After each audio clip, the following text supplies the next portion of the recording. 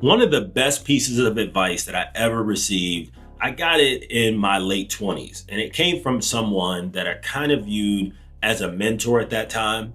And we were sitting there having a conversation, and he said that one of the things that you should never do is broadcast or tell everyone what you have going on, especially if it comes to a goal that you're working towards, an investment that you're working towards, anything like that that you're doing that try to either change or improve yourself. And he said you always want to move in silence. And when we were having that conversation, I understood what he was talking about at a surface level, but I didn't really give it too much thought. I had a bunch of other things going on at that time, and it was just like having any other conversation with him. But it wasn't until a few years later where I had a little bit of time to reflect on those conversations where I really started to understand what he meant. So in today's video, I'm going to be going over a few reasons of why you should not be broadcasting what you have going on, and you should start moving in silence. So you have a goal, you have everything set, you've been planning on how you're actually going to achieve this goal. And then you go out there and you tell everyone what's going on. Hey, I'm working on this goal. I'm going to do this. I'm going to complete this task, right? You go out there and you tell everyone, your friends, your family, you post it all over social media. And then what happens? Plans often have to change. Things never go the way that you plan for them to go. And you may have to deviate away from what you originally thought you were going to do to complete that task. And that's not a problem because that's perfectly normal. I mean, how many times have you had something set up that you thought was going to go one particular way, and then you had to make changes and tweaks to that plan along the way, but you still successfully completed that task, right? But when we broadcast what we have going on and we tell everybody what's going on and we have to deviate away from that plan, it might discourage you from actually following through with completion. Now, this has happened to me in the past, and I'm pretty sure that it's happened to some of you guys as well, to where you'll put something into place, you feel really excited about it, you go out, you tell everybody what's going on, and then something happens, you don't actually follow through on the plan that you laid out, might take you a little bit longer, and you just decide to give up. So it kind of derails your plan, and it could ultimately impact your ability to actually accomplish that goal. And if it takes you longer than you initially thought it was going to take you, then, you start to think, well, what are people going to think about this? I failed. I didn't really want to fail in public. It's just things like that that kind of go through your head. So a lot of people might view that as being a little superstitious. I view it as, look, you really don't want to talk about it until you actually get across the finish line because you haven't accomplished anything yet.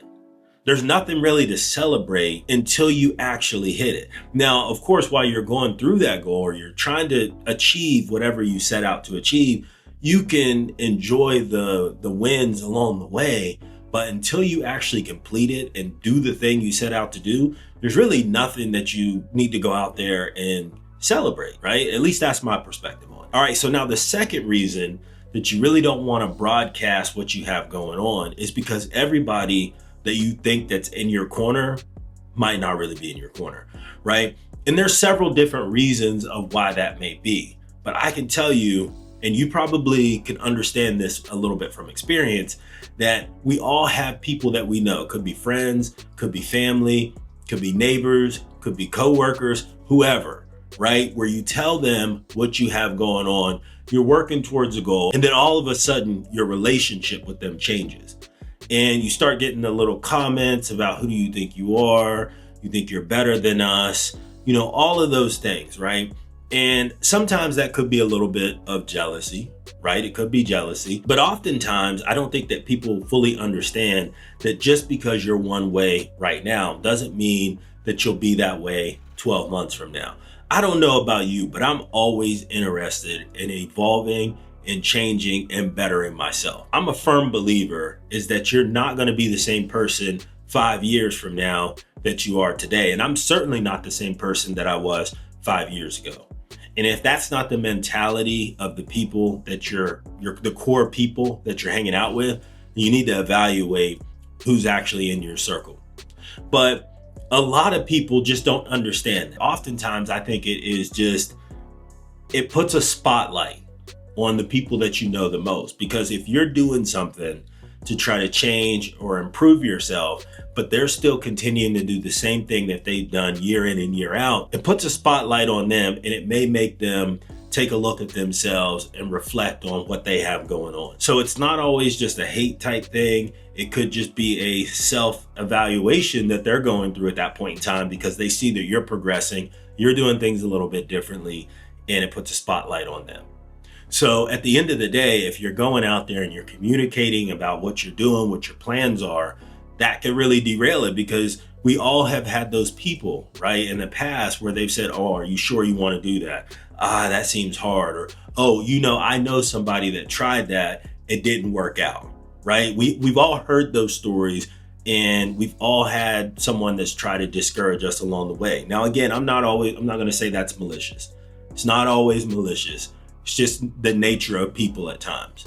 So that's another reason of why you want to keep most of what's going on to yourself. Now, if you've got someone that's a very close friend, a relative, a mom or a dad, especially if you have a really good relationship with them, your husband or your wife, that's a little bit of a different story. You're going to have those conversations. But when it comes to just everyone else outside of kind of like your inner circle, you want to make sure you kind of keep things to yourself until you're actually ready to share that what you completed. Just to kind of bring this point home a little bit, I'm going to give you one more example around why it's always a better option to keep things close to the vest and move in silence, is that most people know someone that's either been kind of part of a friend group or an acquaintance or someone that and then they disappear and you don't see them for like 6 months or 12 months. And people are like, what happened to them? Where'd they go?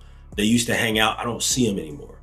And then they reappear 6, 12, 18 months later, and they're a completely different person. They've completely revamped and they've changed themselves, and they're no longer who or what they used to be, right? This could be someone that you haven't seen in a while and they come back and they've lost a ton of weight. It could be somebody that went away and then they come back and now they've switched careers. The list goes on of what changes may have been made during that time, but you kind of understand what I'm talking about. I think that more people should stop broadcasting what they have going on, go and do the work, and then come out and let the world know what you've completed and what you've done. So if you're looking to improve and ultimately become a better version of yourself, I encourage people to start moving in silence, keep your head down, and do the work.